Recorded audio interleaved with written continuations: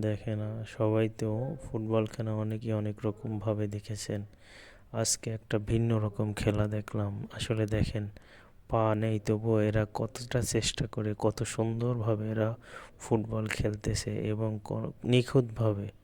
তাই দেখে আমিও আশ্চর্যিত হলাম যে আসলে চেষ্টা করলে সকলেই সব কিছুই সম্ভব। চেষ্টা করলে দেখেন দেখেন কত সুন্দরভাবে এক পা নিয়ে লাঠি ভর করে সবাই এখানে কিন্তু এক পায়ে খেলাধুলা